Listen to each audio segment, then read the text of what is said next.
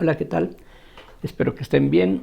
Este es el sexto video de la serie y en este video lo que me interesa hacer es tratar exactamente el mismo problema que se discutió en el video anterior. Es decir, lo que aquí se trata de determinar es cuál es el potencial en cualquier punto de el interior o el exterior de una esfera uniformemente cargada que tiene un cierto radio que en forma genérica llamamos R mayúscula, y se supone que esta distribución de carga tiene una densidad uniforme que, bueno, habíamos estado denotando con una ρ minúscula en el video anterior. Bien, en el video pasado, el método que se utilizó para determinar el potencial en cualquier punto del espacio fue primero calcular el campo eléctrico a través de la ley de Gauss, y después, una vez conocido el campo eléctrico, entonces fue posible determinar el potencial precisamente aprovechando la relación que hay entre la diferencia de potencial y lo que se conoce como la integral de línea del campo eléctrico. Lo que quiero hacer aquí ahora es algo diferente. Lo que me interesa es utilizar un resultado que anteriormente se estableció y que ya en varios ejemplos en los videos anteriores se había venido utilizando. Concretamente, de lo que estoy hablando es de lo siguiente. Ya vimos que si se tiene una carga puntual, digamos Q mayúscula, entonces esta carga, por ejemplo, si fuera positiva, produce un campo eléctrico radial. Recuerden, esta forma de las líneas de campo es, digamos, algo que tenemos en el caso de una carga puntual. Para otras distribuciones de carga no necesariamente tendríamos algo que tenga esta forma geométrica.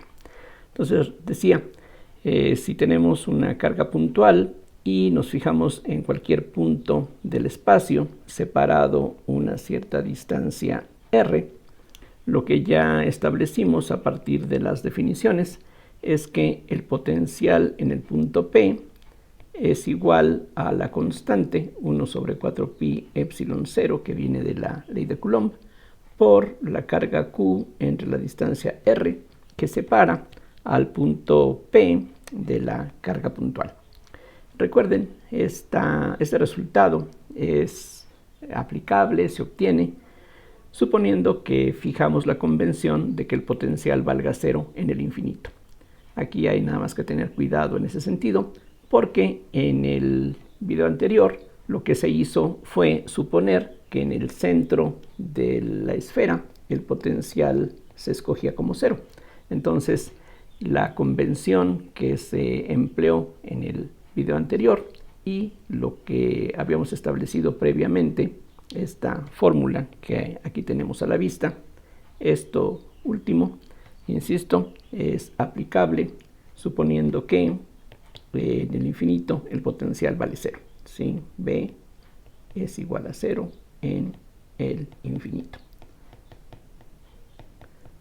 Vamos a ver en unos minutos que los dos resultados, aunque difieran en cuanto a las convenciones que se emplean, se pueden ver como equivalentes, tomando en cuenta que precisamente esta forma en cómo se elige el potencial difiere simplemente de una constante, mediante una constante de cualquier otra elección que uno haga.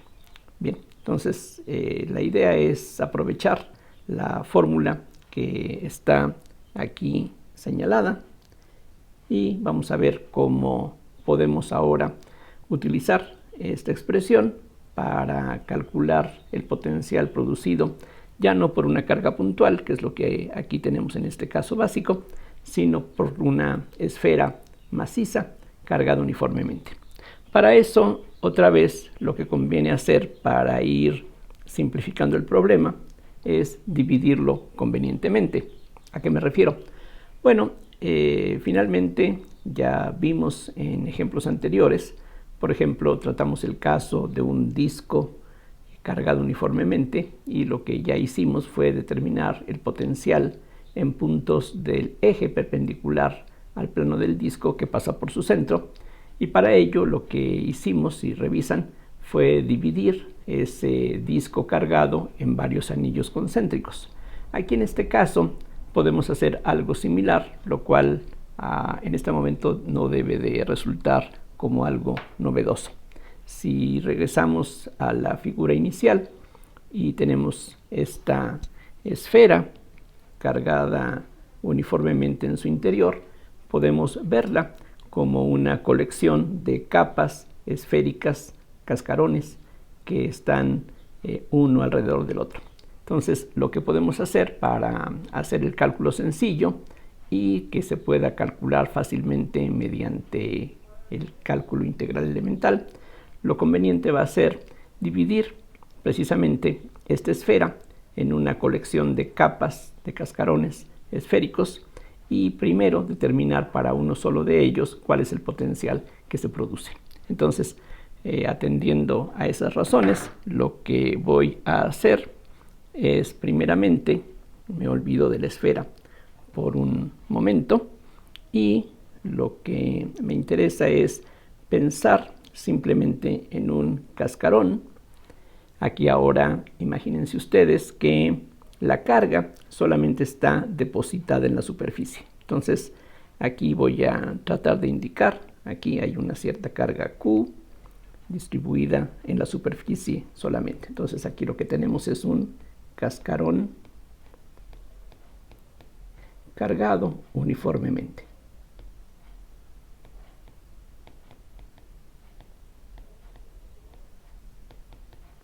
Este cascarón vamos a suponer que tiene un cierto radio que vamos a llamar R minúscula, y lo que me va a interesar es determinar el potencial en un punto P que se encuentra a una cierta distancia que, igual que en el video anterior, voy a llamar R' mayúscula. Ahorita en el dibujo aparentemente R' es mayor que R. Aquí el punto P se encuentra en el exterior de este cascarón, pero en los cálculos que vamos a hacer a continuación no se parte de esa suposición, sino que el resultado va a ser válido igualmente si el punto P está afuera o adentro del cascarón.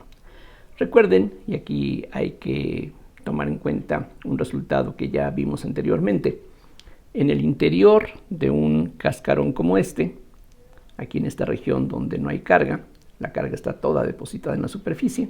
Aquí, suponiendo que la distribución de carga es uniforme, el campo en el interior vale 0. El hecho de que el campo en el interior valga 0 va a implicar, como veremos, que el potencial dentro de esta región, dentro de esta esfera hueca, tiene que ser forzosamente constante. Y la razón es la siguiente: el potencial, ya vimos, tiene relación con, no es precisamente el trabajo, pero tiene relación con el trabajo que nos cuesta llevar una carga de un punto a otro. Como aquí adentro de este cascarón vacío no hay campo eléctrico, entonces una carga que desplacemos de un lado a otro no tiene que luchar contra ninguna fuerza eléctrica, y por lo tanto el trabajo que nos cuesta mover una carga en contra del campo eléctrico es 0. Entonces no hay diferencia de potencial entre diferentes puntos del interior. Entonces dentro de este cascarón hueco el potencial tiene que ser constante, cosa que vamos a confirmar precisamente a partir de los cálculos que vamos a ver a continuación. Entonces regreso aquí al dibujo que teníamos. Espero que no tengamos demasiadas rayas, demasiadas líneas que compliquen la comprensión de esta figura. Bueno, hay varias cosas que conviene ahora hacer. Este cascarón, a su vez, que es toda esta superficie, va a ser conveniente dividirlo, el cascarón, en varias bandas. La idea más o menos es esta, o sea, piensen ustedes en una esfera hueca y ahora lo que vamos a hacer es rebanarla. Entonces esas rebanadas serían cosas que vamos a tomar de esta manera. Digamos, esa sería una rebanada, quedó muy mal, una rebanada así. La idea es dividir toda esta superficie de una forma como esta. Quito algunas rayas para que el dibujo no se vuelva demasiado complicado. Nada más dejo una de estas rebanadas, y lo que me interesa es considerar la carga que está en esta rebanada de la superficie. De nuevo quito algunas líneas para que no se complique el dibujo, y esta línea, que también tiene longitud R, va a formar con la línea anterior un cierto ángulo que voy a llamar de θ, mientras que este es el ángulo θ que se forma entre el centro, entre la línea que va del centro al punto P y la línea que va del centro a un punto cualquiera de esta superficie. Lo primero que hay que notar es que la superficie de esta rebanada, o sea, si me fijo en esta banda solamente, la superficie se puede calcular fácilmente usando básicamente lo que ya hemos hecho en otras ocasiones. Es decir, imagínense que esta banda la cortamos y la enderezamos. Entonces la superficie sería algo que se puede calcular así. Ya una vez extendida esta banda, lo que vamos a tener es una banda que tiene un cierto ancho, que sería r de θ, mientras que la longitud de esta banda sería el perímetro de la circunferencia, que aquí le da vuelta a la línea horizontal, y esa circunferencia es 2pi por el radio de este círculo, y ese radio, como ustedes deben de poder ver de la figura, es r seno de θ. Es decir, esta distancia que ahora estoy aquí marcando, la que hay desde el eje que va del centro al punto P a este punto que está aquí arriba, esta distancia es precisamente r por el seno de θ, debido a que aquí se forma un ángulo recto, y esta longitud que he señalado es precisamente el cateto opuesto en este triángulo rectángulo que tiene en un vértice al ángulo θ. Entonces la superficie de esta rebanada sería r de θ, que es el ancho de la tira, por 2pi r seno de θ, que es la longitud que tendría. Por lo tanto, esta cinta va a tener una carga que podemos llamarle dq, va a ser un pedazo de la carga total, q. Ese pedazo de la carga que está nada más aquí en esta cinta, pues sería el producto de la densidad superficial de carga, es decir, como el cascarón está cargado solamente en su superficie, tiene una cierta densidad que suponemos constante, y si multiplicamos esa densidad por la superficie, vamos a tener qué tanta carga está depositada en la superficie. Entonces, habría que multiplicar dq por la superficie que ya calculamos antes, es decir, 2pi por r cuadrada seno de θ de θ. Vean ustedes, aunque eso ya sería un poquito secundario, pero bueno, vean que el seno de θ de θ no tiene unidades. Θ es un ángulo que se supone que vamos a medir en radianes. Precisamente esta relación, que la longitud de arco sea r de θ, solamente es válida si θ se mide en radianes. Radianes equivale a metro sobre metro, así es de que es como si no tuviéramos unidades. Entonces todo este último factor es adimensional. 2pi no tiene dimensiones. R cuadrada tiene precisamente las dimensiones de superficie que corresponden a lo que calculamos aquí arriba. El producto de sigma por el área nos da precisamente entonces la carga en esta cinta. Ahora, regreso a la figura original. Aquí vamos a agrandar un poquito el dibujo para que se note lo que me interesa. Si nos fijamos, y aquí utilizo otro color para que se note esta otra distancia, si nos fijamos en la distancia que hay del punto P a esta cinta, mediante la ley de los cosenos, por ejemplo, uno puede ver que esa distancia es la raíz cuadrada de r cuadrada, que es uno de los lados del triángulo, más r' al cuadrado, que es lo que tenemos aquí en la parte de abajo, y a eso hay que agregarle menos 2r r' coseno de teta, porque precisamente teta es el ángulo que se forma entre este lado que tiene longitud r y este otro lado que tiene longitud r'. El lado faltante tiene precisamente esta longitud.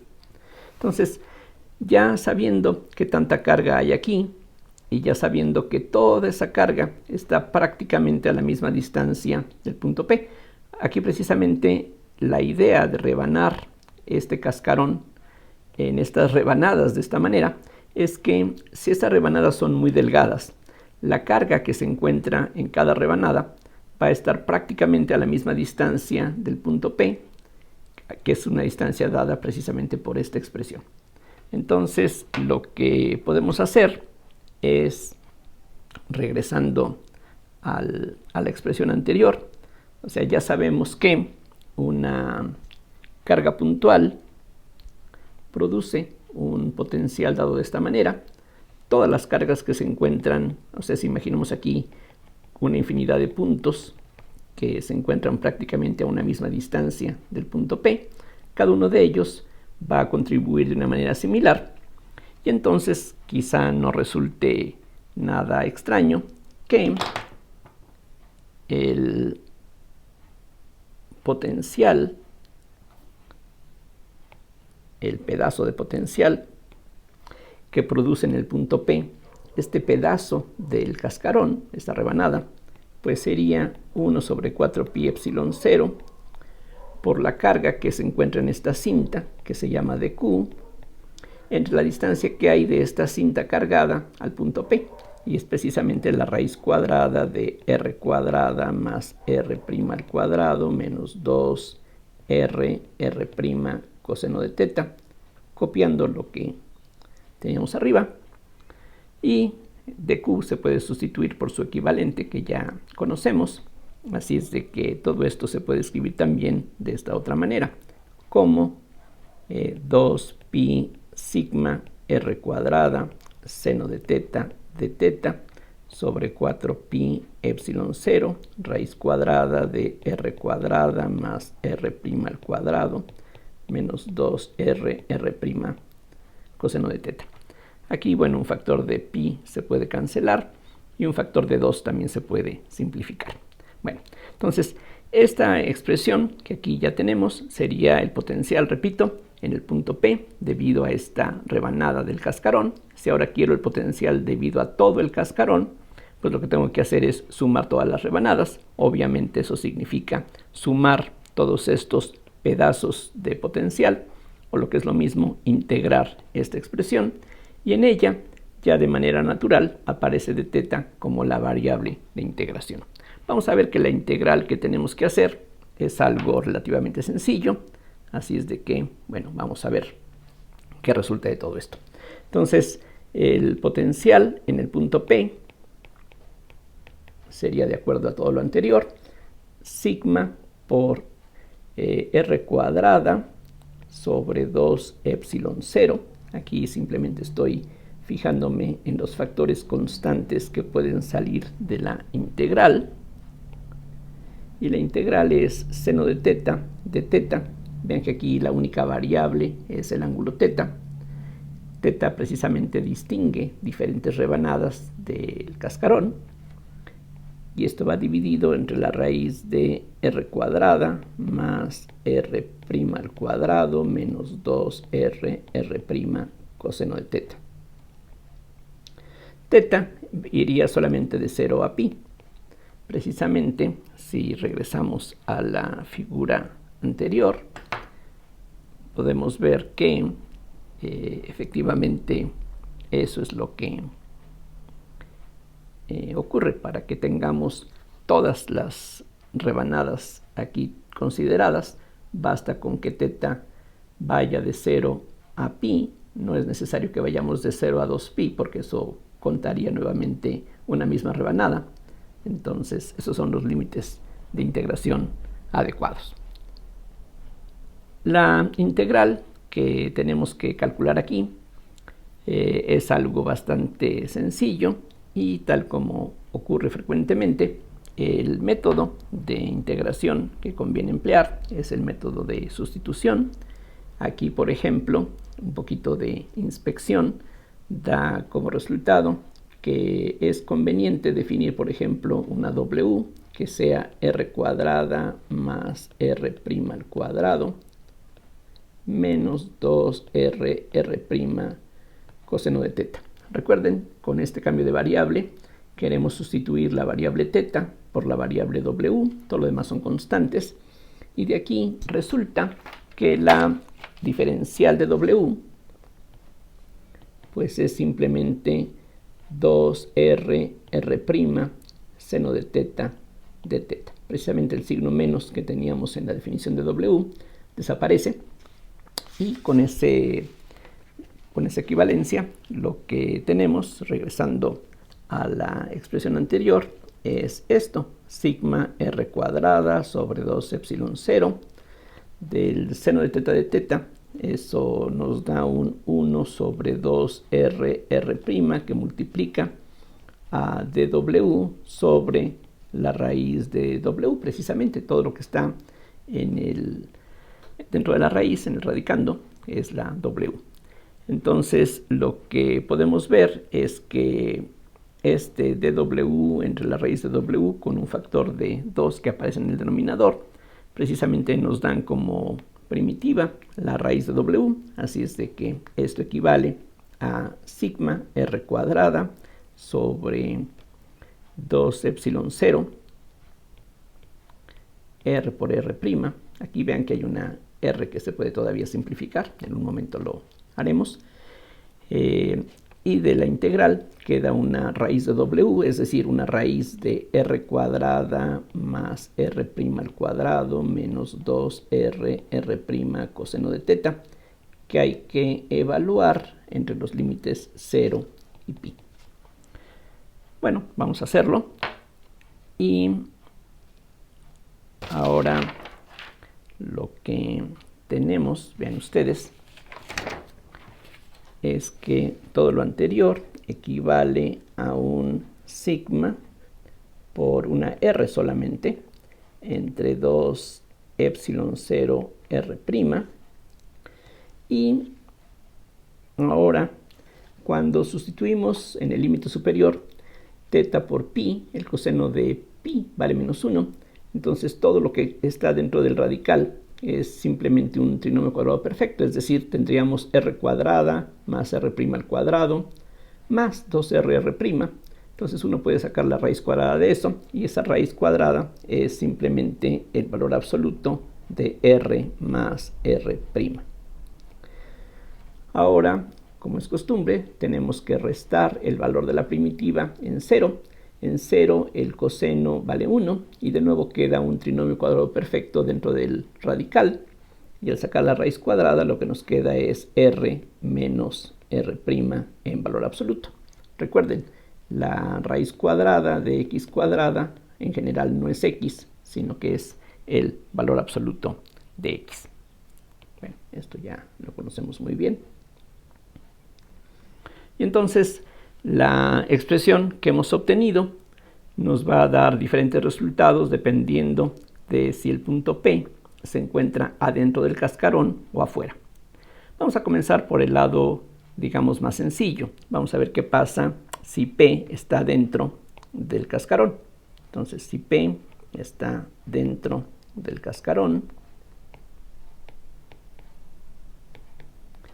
eso quiere decir que r' es menor que r, y entonces el potencial en el punto P que se encuentra dentro del cascarón sería sigma r entre 2 epsilon 0 r'. En este caso r y r' son positivos, el primer valor absoluto se puede directamente calcular así, mientras que en el caso que estamos considerando, como R' es menor que R, entonces esta diferencia que aparece dentro de las segundas barras de valor absoluto sería positiva. Entonces el valor absoluto de esta cantidad es ella misma. Por lo tanto, lo que nos queda es menos R más R'. Y entonces esta R se cancela y lo que obtenemos es sigma R sobre 2 epsilon 0 R' por 2 R'. Hay un 2 y un R' que se cancelan. Así es de que lo que obtenemos es simplemente sigma R sobre epsilon 0. ¿Qué tiene de especial este resultado?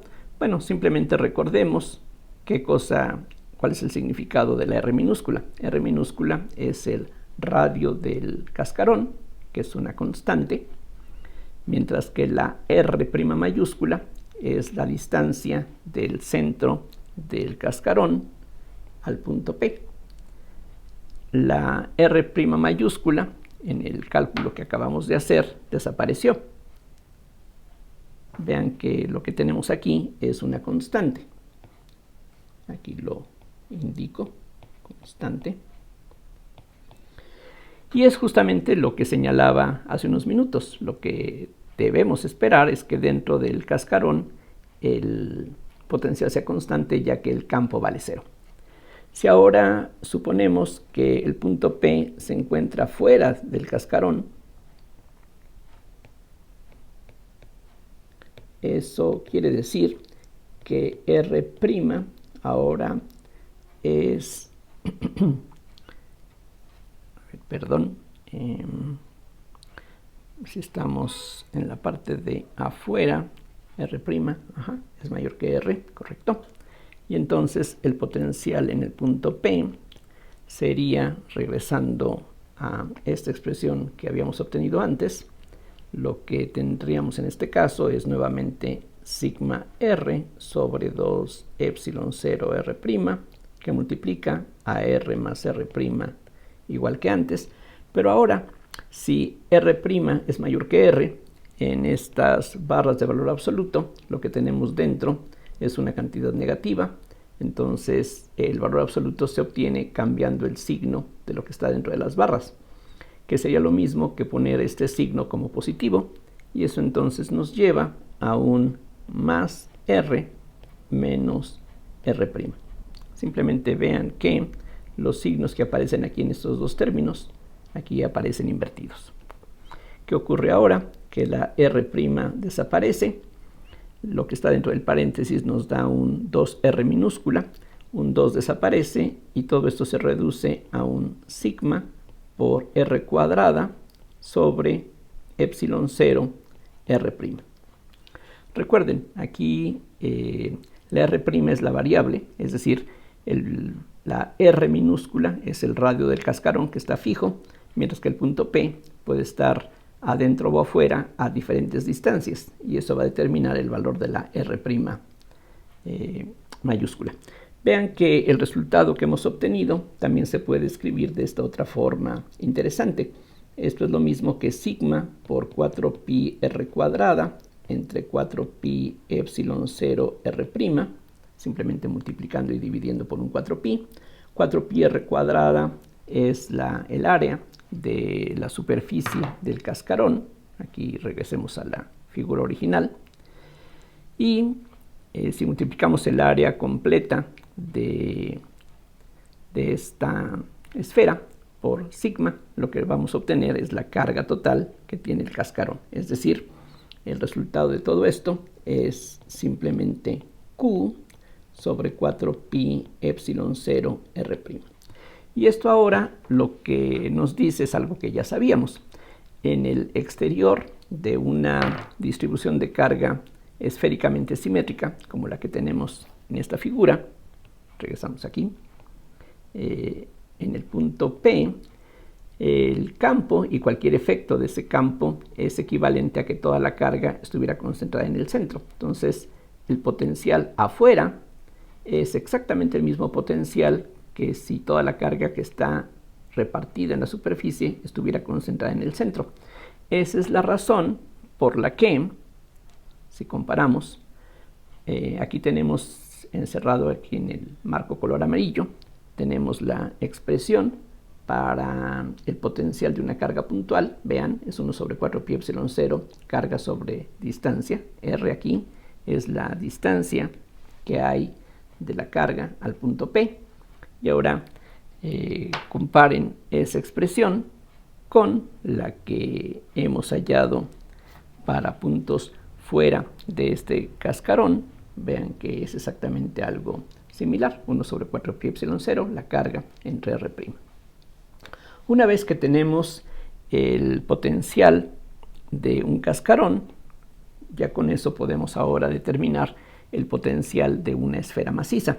La idea, como ya mencionaba, es que una esfera maciza la podemos ver como muchas capas concéntricas, huecas, una dentro de la otra, y entonces podemos aprovechar el resultado que acabamos de ver para un solo cascarón. Entonces aquí ahora hago un dibujo similar al anterior, o sea, piensen ustedes en una esfera. Aquí ahora ya estamos regresando a la esfera de radio R que teníamos en un inicio. Y como decía, la idea es que vamos a dividir esta esfera en muchas capas concéntricas. Aquí imagínense que esta es una esfera. Bueno, quedó bastante mal, déjenme tratar de mejorarlo un poquito. Entonces, bueno, ya quedó un poquito más aceptable. Entonces, piensen en una cosa así. Entonces, este es un cascarón que está hueco y le toca una cierta cantidad de carga. Entonces, si en este caso le llamamos Q a la carga que hay en todo el interior de la esfera, entonces a esta capa que tenemos aquí, pues le va a corresponder una cierta carga que va a ser proporcional a su volumen. Es decir, aquí estamos pensando en que hay una cierta densidad de carga volumétrica constante en todo el interior. Así es de que lo que necesito es conocer cuál es el volumen que tiene esta capa que aquí estamos dibujando, y ya de ahí puedo determinar qué tanta carga le corresponde. Entonces, en este cascarón, la carga sería ρ, que es la densidad de carga volumétrica, ahora, por el volumen que este cascarón tiene, y ese volumen lo podemos determinar así. Si le llamamos R a esta distancia y R más dr al radio exterior, entonces el volumen que tiene esta capa pues es, como ya en otras ocasiones hemos visto, el producto de 4pi r cuadrada, que es el área de la esfera interior, por dr, que sería el grosor de esta capa que tenemos aquí. Entonces, básicamente lo que estamos haciendo es calcular este volumen pensando en algo de la forma área de la base por altura. Bien, entonces esta carga va a tomar el papel de la carga Q que teníamos en los cálculos anteriores. Exactamente, ¿qué es lo que va a ocurrir? Bueno, de nuevo, vamos a comenzar por pensar en algún punto. Entonces, voy a suponer que tenemos aquí un punto P que se encuentra a una distancia R' del centro. Y lo que me interesa es calcular ahora el potencial en este punto P producido por la esfera cargada completa. Entonces, para eso la idea es que sumemos los potenciales producidos por las diferentes capas, y para cada una de esas capas precisamente podemos utilizar los resultados que ya obtuvimos previamente. Bien, entonces aquí, antes de continuar con el cálculo, simplemente conviene escribir los resultados que teníamos arriba en términos de las mismas variables. ¿De qué estoy hablando? Bueno, en el caso de este resultado, tenemos el potencial de un cascarón en términos de la carga del cascarón. Eso no lo hicimos en el cálculo que hicimos aquí arriba, pero no es difícil que lo efectuemos. Voy a borrar esta parte de aquí, espero que se pueda, bueno, no importa. Entonces, igual que en el caso que está más abajo, voy a multiplicar por un 4pi numerador y denominador, 4pi-r mejor. Entonces, este resultado que teníamos para los puntos dentro del cascarón se puede escribir como 4pi sigma r cuadrada entre 4pi epsilon 0r. Entonces, lo que hice fue, de la expresión que aquí teníamos, multiplico numerador y denominador por 4pi-r. Eso es lo que se obtiene. Y de nuevo, 4pi-r cuadrada es la superficie del cascarón. Si eso se multiplica por sigma, eso nos da precisamente la carga total del cascarón. Y en el denominador aparece 4pi epsilon 0 por la r. Recuerden, esto es constante porque el radio del cascarón era constante. Entonces, esta expresión me conviene porque ya todo está expresado en términos de las mismas variables, la carga del cascarón en un caso y en otro. Aquí de paso podemos notar que el potencial que calculamos para el cascarón es una expresión continua. Vean que cuando el punto P no está ni dentro ni fuera del cascarón, sino que está justamente en la frontera, en ese momento R mayúscula prima y R son iguales y estas dos expresiones efectivamente coinciden. Entonces tenemos ahí una función continua. Ya con los resultados anteriores puestos de esa manera, podemos regresar al cálculo que ahora nos interesa. Entonces lo que quiero hacer es determinar cuánto vale el potencial en el punto P, que se encuentra por ahora dentro de esta esfera maciza. Entonces la idea es calcular ese potencial sumando los potenciales de las diferentes capas. Solamente que va a haber, por una parte, capas como la que está aquí en color azul, que están a menor distancia del centro que el punto P, pero también vamos a tener otras capas que van a estar por fuera, para las cuales el punto P se encuentra en el interior de ellas. Entonces, por eso va a ser necesario utilizar las dos expresiones que determinamos antes. ¿Qué es lo que tendríamos entonces? Bueno, lo que tengo que hacer es sumar los potenciales que aquí hemos determinado previamente. Y lo que voy a hacer primero es sumar, es decir, integrar los potenciales que corresponden a las capas que están más adentro que el punto P. Para esas capas, el punto P se encuentra afuera de esos cascarones, así es de que esta es la expresión adecuada. Entonces lo que hago es tomar este resultado. Entonces tomo la Q, pero la Q del cascarón es esto que ya hemos determinado, esta expresión que precisamente para eso fue que la obtuvimos. Entonces tomo la ρ, que es constante, por 4pi r cuadrada de r, que eso corresponde a la carga que tenemos que sustituir aquí, entre 4pi epsilon 0 por la r', que sigue siendo igual que antes, la distancia que hay del centro de la distribución al punto P. Y para que estemos sumando nada más los cascarones que están más adentro que el punto P, entonces la variable R tiene que ir desde 0 hasta R'.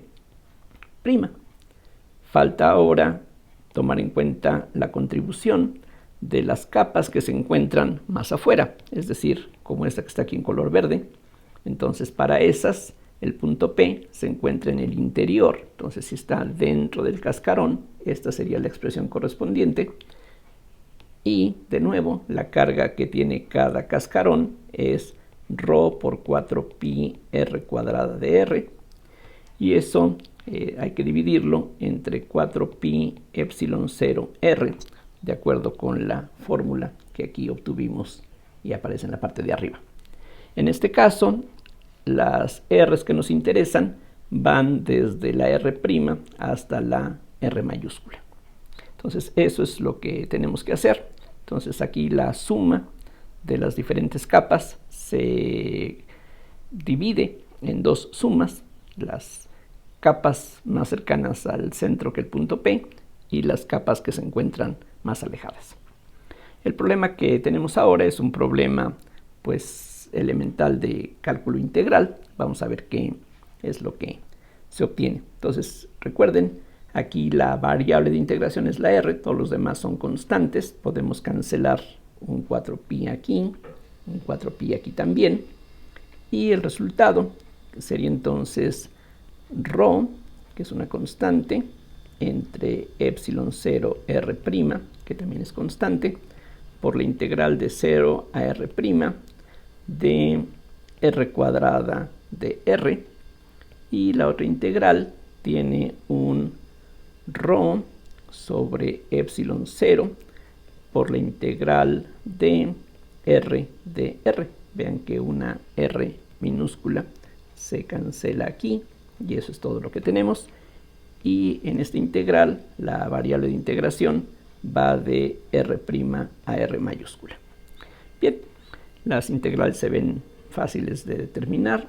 Lo que tendríamos en el primer caso es ρ sobre epsilon 0 r', y de la integral una primitiva es r cúbica sobre 3, que al evaluar entre los límites nos da r' al cubo sobre 3. De la segunda integral tenemos ρ sobre epsilon 0, y ahora una primitiva es r cuadrada sobre 2, y eso al sustituirlo en los límites de integración nos da r cuadrada sobre 2 menos r' al cuadrado sobre 2. Todo eso entonces es lo mismo que ρ sobre epsilon 0, que multiplica en el primer caso a una r' al cuadrado sobre 3, que es este primer término, que vamos a poder combinar con el último, que también tiene ρ sobre epsilon 0 como factor común, pero ahora tendríamos aquí r' al cuadrado sobre 2, y por separado tenemos este término adicional que es r cuadrada sobre 2. Si hacemos aquí la suma de los dos primeros términos, aquí lo que conviene es transformar todo esto a sextos. Este primer término sería 2 sextos, el siguiente sería 3 sextos. 2 sextos menos 3 sextos es menos 1 sexto. Así es de que todo esto equivale a ρ sobre epsilon 0, que multiplica a r cuadrada sobre 2, que era el último término, y a eso le restamos r' al cuadrado sobre 6, si no me equivoco. Entonces, esta expresión es ya pues finalmente la expresión para el potencial en un punto P en el interior. Vean que aquí fue importante tomar en cuenta que el punto P se encuentra adentro para hacer esta separación en estas dos integrales. Y vean que el resultado quedó en términos de la densidad de carga que tiene esta esfera maciza, del radio de la esfera, R mayúscula, que es esta R que aparece aquí, y también el resultado depende de la R' que aquí tenemos. Pero algo que no hay que perder de vista es que este resultado vino, si regresamos al punto inicial, todo comenzó de la expresión para una carga puntual que, insisto, es la adecuada siempre y cuando el potencial lo estemos escogiendo como 0 en el infinito. Entonces voy a recalcarlo aquí abajo. Entonces regreso al cálculo que aquí teníamos. Entonces esto es correcto si ocurren dos cosas. P se encuentra en el interior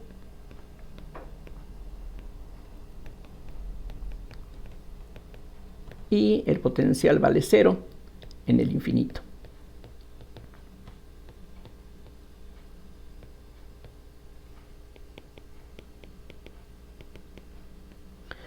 Con esas convenciones podemos ver cuánto vale el potencial en el centro de la esfera. Si le llamamos C al punto que se encuentra en el centro de esta esfera maciza, ese punto corresponde a R mayúscula prima igual a 0.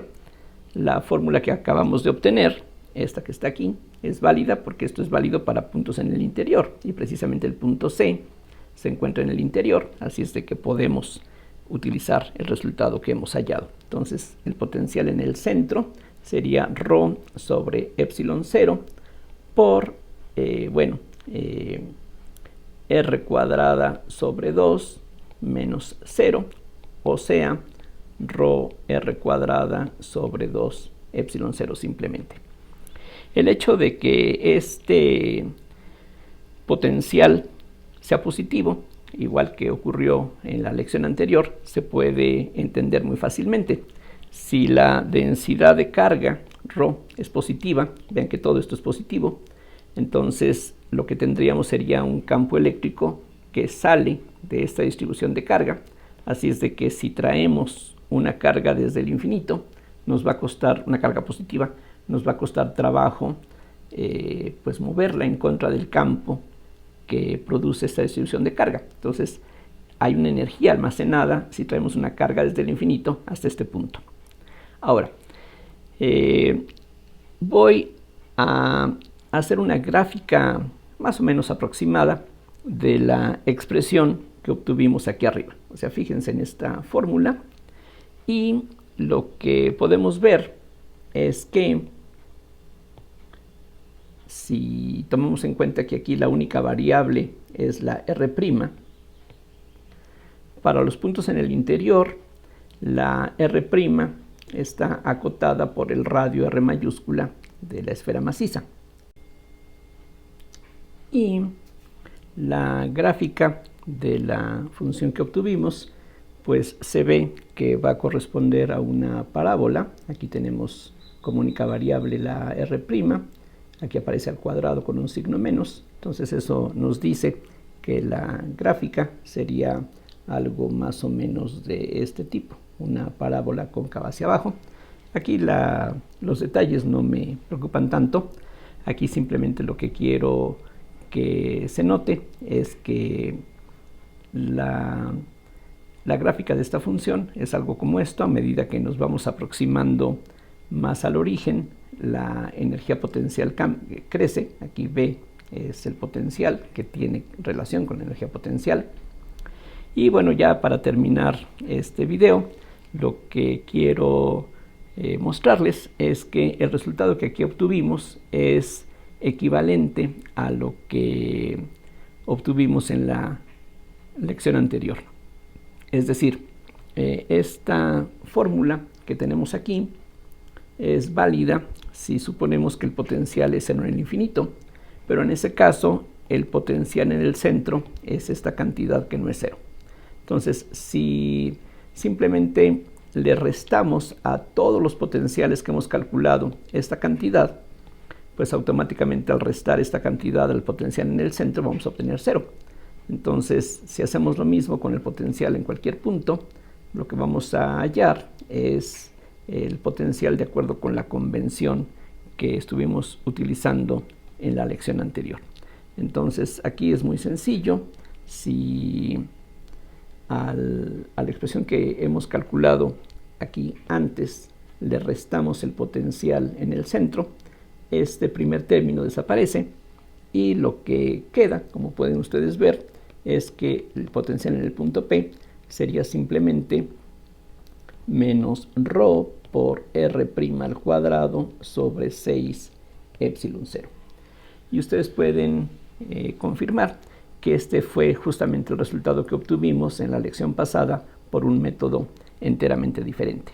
Es decir, ahí primero calculamos el campo eléctrico, después con eso utilizamos la relación entre la diferencia de potencial y el campo eléctrico para hallar este potencial. Entonces, esta expresión es correcta bajo las condiciones de que P esté en el interior de la esfera maciza y que el potencial vale 0 en el centro.